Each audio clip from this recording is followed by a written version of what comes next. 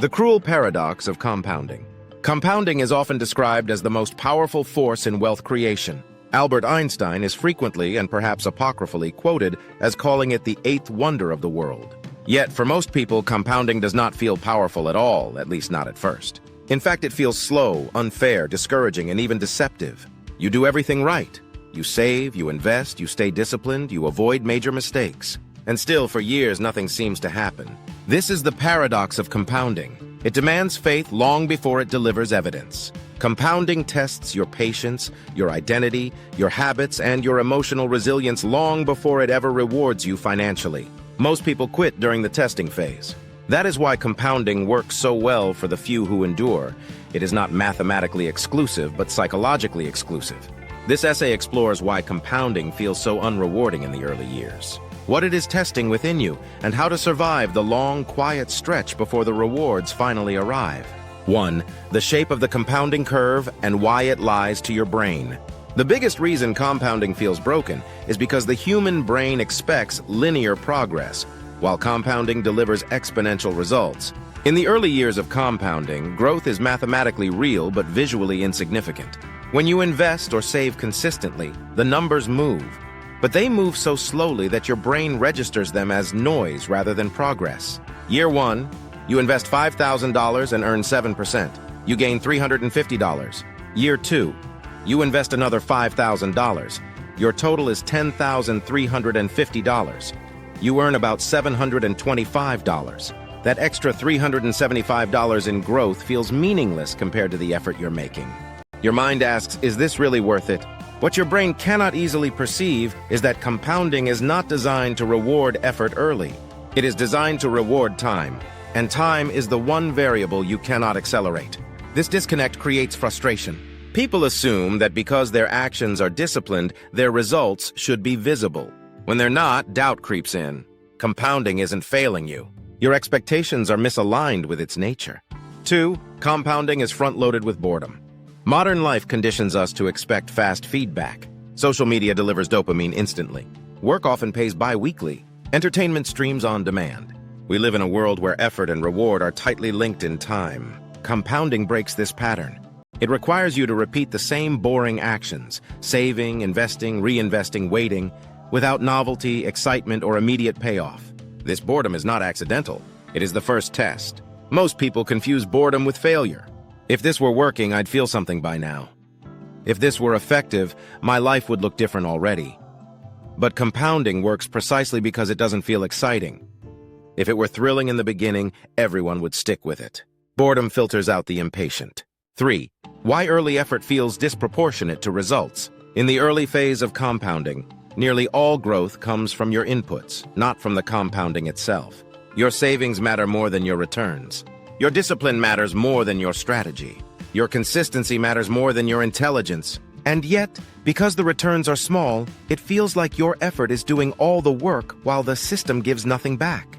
This creates a psychological imbalance. High effort, low reward. Humans are wired to abandon systems where effort is not reinforced.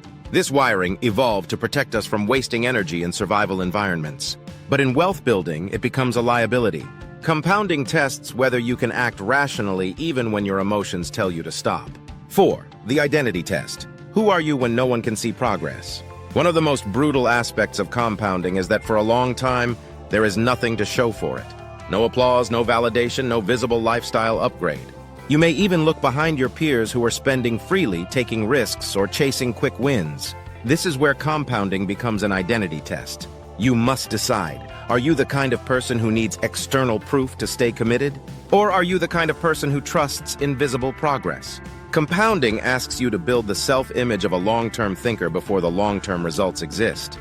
Most people can't tolerate this gap. They need evidence before belief. Compounding demands belief before evidence. 5. The comparison trap, watching others win faster. During the early compounding years, comparison is especially dangerous. You'll see others make quick money through speculation. Flaunt luxury purchases appear to leap ahead financially. Meanwhile, you're quietly reinvesting dividends and tracking spreadsheets.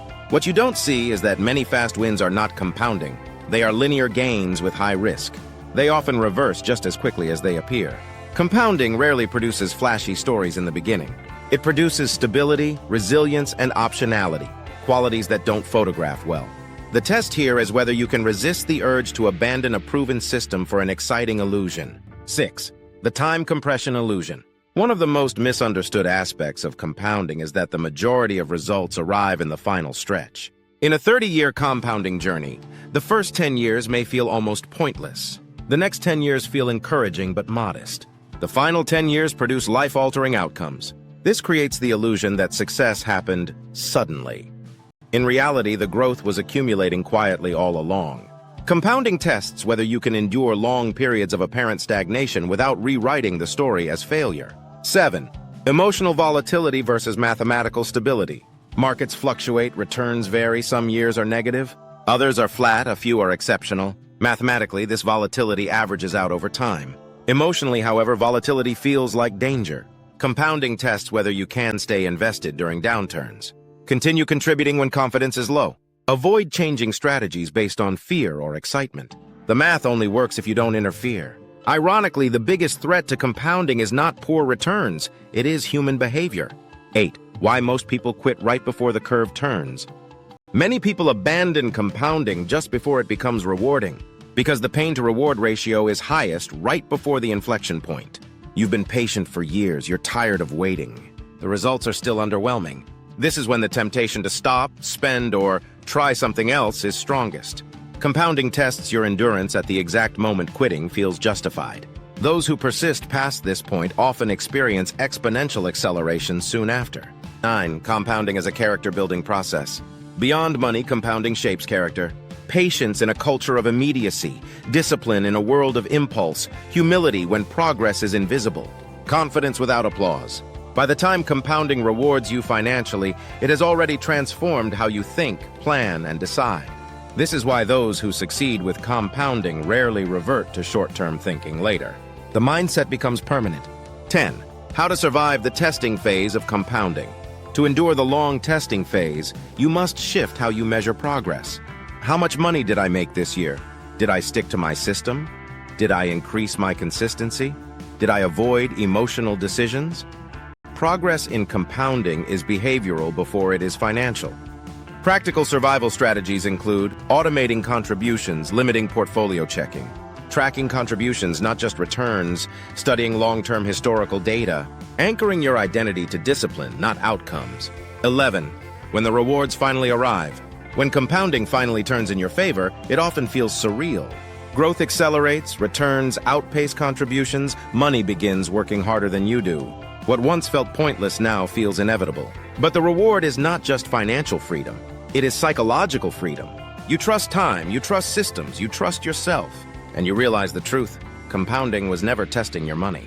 It was testing you, the quiet advantage. Compounding rewards those who can endure silence, boredom, doubt, and delayed gratification. It is not a strategy for the smartest or the luckiest, but for the most patient. If you are in the phase where nothing seems to be happening, you are not behind. You are being tested, and if you pass the test, the rewards arrive not gradually but overwhelmingly. That is the quiet advantage of compounding. If you've made it this far, understand this. You're already ahead of most people. Compounding doesn't reward impatience. It rewards those who stay consistent when nothing seems to be happening. At Legacy Finance, we don't chase hype or shortcuts. We break down how real wealth is built, slowly, intentionally, and sustainably, so you can create financial security that lasts for decades, not months. If this video gave you clarity, motivation, or a new way of thinking about money, like the video to support the channel. Subscribe to Legacy Finance for long-term wealth strategies. Turn on notifications so you never miss insights that actually move the needle. Remember, the quiet years are not wasted years. They're the years that change everything. See you in the next video. Legacy is built, not rushed.